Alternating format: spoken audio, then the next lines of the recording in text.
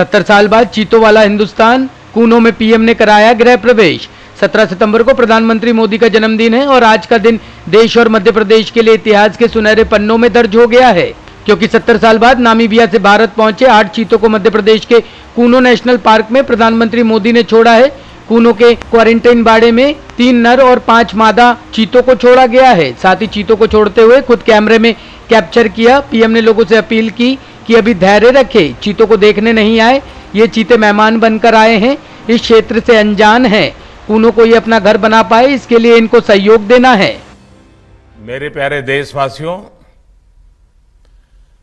मानवता के सामने ऐसे अवसर बहुत कम आते हैं जब समय का चक्र हमें अतीत को सुधार कर नए भविष्य के निर्माण का मौका देता है।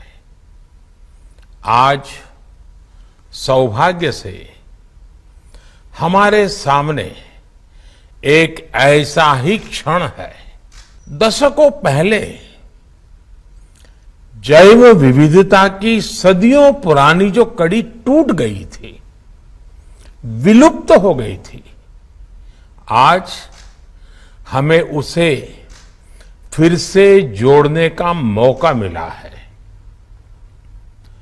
आज भारत की धरती पर चीता लौट आए हैं और मैं ये भी कहूंगा कि इन चीतों के साथ ही भारत की प्रकृति प्रेमी चेतना भी पूरी शक्ति से जागृत हो उठी है। मैं इस ऐतिहासिक अवसर पर सभी देशवासियों को बहुत बहुत बधाई देता हूं। विशेष रूप से मैं हमारे मित्र देश नामीबिया और वहां की सरकार का भी धन्यवाद करता हूं, जिनके सहयोग से दशकों बाद चीते भारत की धरती पर वापस लौटे हैं।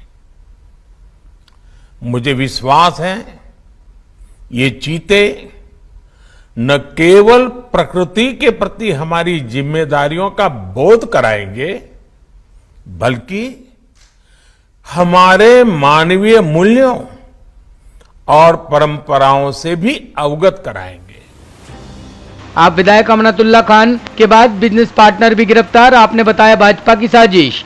दिल्ली की भ्रष्टाचार निरोधक शाखा द्वारा करीब 8 घंटे की पूछताछ के बाद ओखला से आप विधायक अमानतुल्लाह खान को गिरफ्तार किए जाने के बाद उनके साथी को भी गिरफ्तार कर लिया गया है। एसीबी ने अमानतुल्लाह खान के साथ अली के ठिकानों पर भी छापा मारा है। हामिद अली के घर से एक पिस्तौल, कुछ गोलियां और 12 लाख रुपए नगद बरामद किए गए थे। इस बीच दिल्ली में आम आदमी पार्टी के मुख्य प्रवक्ता सौरभ भारद्वाज ने कहा कि विधायक अमानतुल्लाह खान के घर से एसीबी को कुछ नहीं मिला है। ऐसे में अब तरह तरह के झूठ फैलाए जा रहे हैं। केंद्र की भाजपा सरकार की तरफ से सभी जांच एजेंसियां बैटिंग कर रही है। आम आदमी पार्टी की गुजरात में बढ़ती लोकप्रियता से डरकर भाजपा ऐसे काम कर रही है। कल का जो मामला है, हमारे विधायक अमानतुल्लाह का जो मामला है, उसके अंदर मैंने तफसील से सब कुछ पढ़ा। अमानतुल्लाह खान के 2 एड्रेसेस हैं, मैं आपको बता देता हूं। A9 खजूरी रोड, फर्स्ट फ्लोर पे फ्लैट है उनका, जोगाबाई एक्सटेंशन के अंदर। जोगाबाई एक्सटेंशन, A9 खजूरी रोड, फर्स्ट फ्लोर। क्या मिला? वहां कुछ नहीं मिला। ना कोई पैसा मिला, ना कोई कारतूस मिला, ना कोई बंदूक मिली, ना कोई नॉन लाइसेंस कोई और चीज मिली। दूसरा एड्रेस है उनका 792 गली नंबर 7, जाकिर नगर, मदीना अपार्टमेंट। वहां क्या मिला? वहां भी कुछ नहीं मिला। ना कोई पैसा मिला, ना कोई कारतूस मिला, ना कोई बंदूक मिली, ना कोई भी गैर कानूनी चीज मिली। और कल से शोर मचा रखा है केंद्र सरकार ने कि अमानत किया ये मिल गया, अमानत किया ये मिल गया। मैंने पूछा कि भाई एक बात बताइए, अगर अमानत के यहां बंदूक मिल गई, पैसा मिल गया, तो आपने कोई एफआईआर दर्ज करी?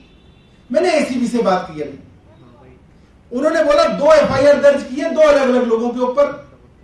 कोई आदमी है हामिद अली खान, उसके ऊपर एक आर्म्स एक्ट की एफआईआर दर्ज हुई है।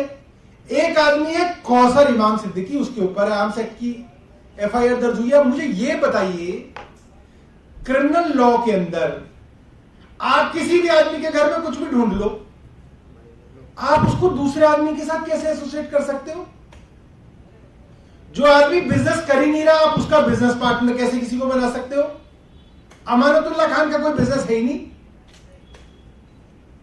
आप कह रहे हो उनके बिजनेस पार्टनर क्या मिल गया।